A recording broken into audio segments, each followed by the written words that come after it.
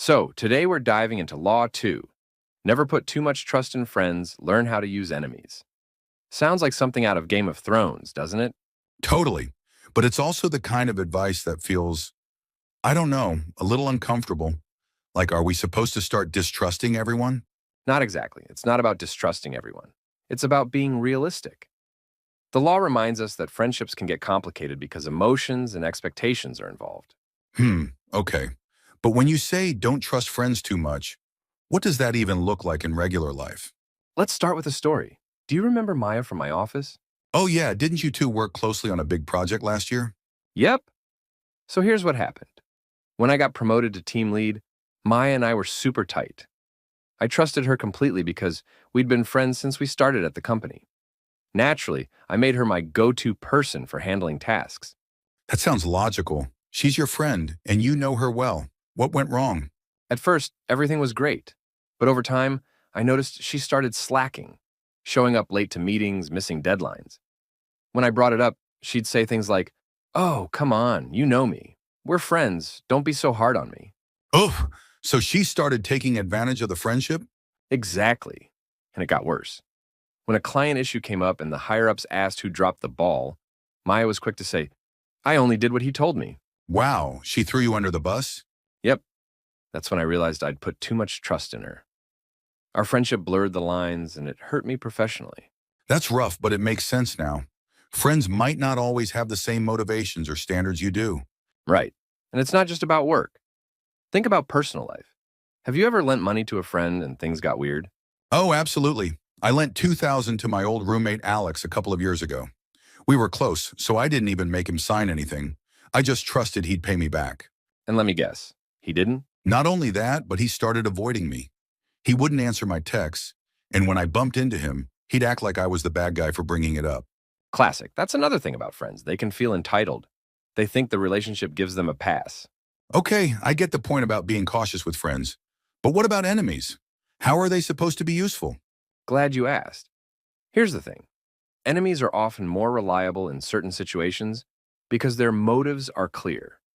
They don't owe you anything, so if they agree to work with you, it's usually because they see a benefit for themselves, and they'll work hard to prove their worth. That's so counterintuitive, though. Why would I trust someone who's been against me? It is not about blind trust. It is about strategy. Let me tell you another story. Go for it. It is not about blind trust. It is about strategy. Let me tell you another story. I'm guessing Carl wasn't exactly a fan of Jake? Not at all. They'd been rivals for years, bad-mouthing each other, undercutting each other's prices. It was messy. But here's the twist. The university decided they didn't want just one company. They wanted a joint bid from both Jake and Carl. Whoa, so they had to work together? Yep. At first, Jake was hesitant. He thought Carl might sabotage the project. But instead of refusing, he decided to be strategic. He sat down with Carl, laid everything out, and said, "Look, we both want this contract. If we team up, we'll each get a share of the profits, and we can use this as a chance to show the university we're professionals." And did it work? It did. Carl worked harder than Jake expected. He wanted to prove he wasn't just a rival, but also a capable partner. Their joint bid won, and they ended up splitting the contract for 3 years. That's wild. So by using his enemy, Jake actually turned a rivalry into something productive. Exactly. Enemies often bring a different energy to the table. They're motivated to show they can rise above past conflicts. All right, but let's say I've got a frenemy. Someone who's not a full-blown enemy, but isn't exactly a friend either. How does this law work there? Great question. In those cases, it's all about boundaries. Keep your interactions professional or goal-oriented. Don't overshare and make sure any collaboration is based on mutual benefit, not trust. So it's more about keeping things balanced and not letting emotions get in the way. Exactly. And here's another tip. Always watch how people behave when things go wrong. Friends who abandon you or enemies who step up. That tells you everything you need to know. That's solid advice. You know, now that I think about it, this law isn't about being paranoid. It's about being smart. Bingo. It's not saying don't trust anyone. It's saying trust carefully and strategically. And with enemies, it's about seeing the potential for collaboration instead of holding on to grudges. You've got it. And honestly, this law can save you from a lot of heartbreak and headaches. All right, you've convinced me.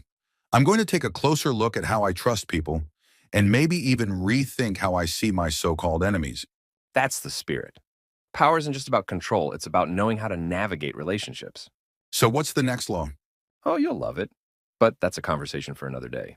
Power isn't about manipulation. It's about understanding human nature and playing the long game. Thanks for watching, and don't forget to like, subscribe, and share your thoughts below. We'll see you next time.